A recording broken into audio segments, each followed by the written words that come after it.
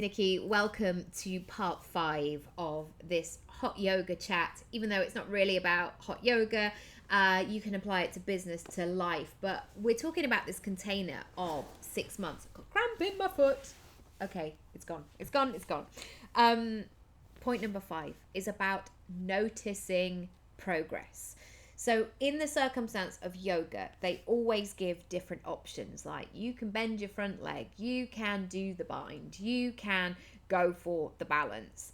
And for most of the first few months, I was literally doing the option 1, like the Billy Basic version, because I could not contemplate doing anything else. It's 40-degree heat. I'd made it to my yoga mat, was maybe tired because I've been up with the children in the night, and it was just a lot. Like, oh my goodness, I'm actually doing this. The fact that I'm doing yoga is enough. Slowly but surely, as the months went on, I started to get a bit playful, started to become a bit of a chancer on that mat, and to see what was possible.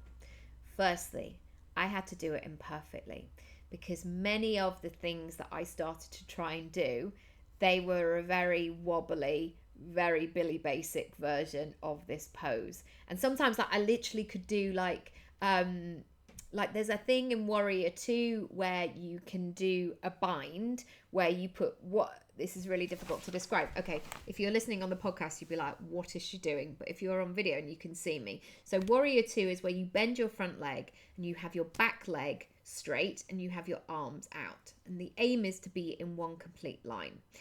If you then want to do a bind, you then put your back arm behind your back and your front arm under your thigh and do a sort of a clasp underneath there. And there is still no way that my front arm is going under my thigh. It's probably to do with my thighs, to be honest. But I can only do that bind. But what I am doing with that back arm is easing it and encouraging it to take the next move. This is really key when you are making moves in your business and your life. Sometimes you have to be in that, oh, I'll just have a go, I'll see what happens, before you are ready. Because sometimes what might happen is that you can go further than you think. Or sometimes you might surprise yourself. And this yoga studio is quite serious, so there's not much other opportunity for punching the air and going, yeah, bloody did it. Yes, yes, yes. Oh, I'm there. But I'll do that when I come home to the kids and Matt and say, like, oh, I could do that thing now. It feels really great. Wow, I couldn't believe it today. Because, you know, they'll cheer me on, which is a really nice feeling. Another thing that I've really learned is to surround yourself and to be in spaces with people who have done it already and who are doing it with ease. And a yoga teacher there the other day said, oh, I can now do this thing, but it's taken me 10 years to do that. And that's reassuring sometimes, because sometimes that is just somebody breaking down the process and saying, you just got to keep doing the thing. Not only I can do this because I have this special talent and you will never be able to do that. And being in those rooms with people who go, yeah, just keep doing it. Just put one step in front of the other. It makes it possible. So where do you need to put yourself, essentially? Where do you need to notice how you are progressing? And how can you be in the game and continue to be? Another thing that may come up, which I will warn you about, is comparisonitis. My friend Lucy Sheridan talks about this brilliantly, but it can be really easy to compare your progress with somebody else's. And once again, I will use that phrase of how can you bring more kindness, more grace into this moment, because I'm telling you, you are going to need it. When you are in a growth phase, when you are making moves, you are going to need all of that compassion with yourself, because that's the only way that you're going to progress. And that's been the case with yoga, and it will be the case with many other things, where sometimes it's like, I'm just going to have to breathe into this moment. I'm just going to have to breathe into this moment because this is all I have right now, because everything is feeling uncomfortable. And instead of going, I'm not doing it, I can't do it, oh, I'm rubbish today, oh, I look like shit, oh, look at this person, da da da da da, that's not helpful. Sometimes you just need to breathe into the situation. Number 6, I have realized that my own set of circumstances, personality, goals are directly linked to my outcome, my objectives.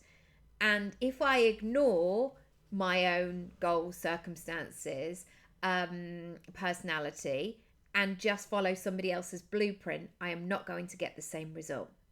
Meaning, I know that if I want to make moves, I want to make progress, I have to be in the room. I know that. I know that you can get the stuff for free. I know that you can do a class on YouTube, and some people absolutely love that. For me, it's not the same.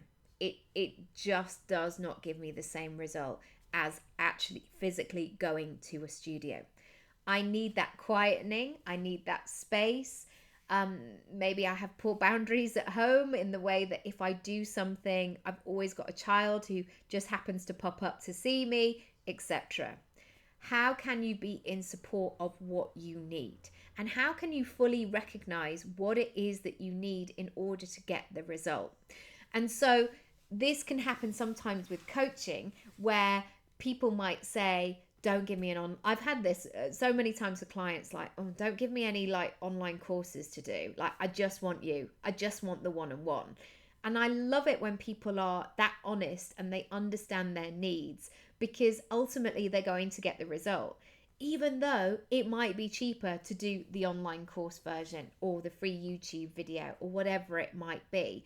If you know that that process, that modality is not going to get you the results, it's not going to get you the results. So think about what you need based on your circumstances. It may be a new practice, a new habit that you know that you need to do each and every day at 8 a.m. So you might be thinking, right, I want to see what 6 months of taking a supplement does to my body, for example. So in order to do that, you know that you're going to have a strict timetable for that. You can't be like, I don't know, I'll take them when I have time. You might be like, no, 8 o'clock, I have my breakfast, I pour my coffee, I take my supplements, done. So really listen to your personality, your way of working. Check in with what you've done before. How have you gained success? Again, I'm doing bunny ears if you're not watching the video. How can you gain success through that process, rather than just leaving it up to somebody else's process? Or you might read a sales page and go, oh yeah, that sounds good.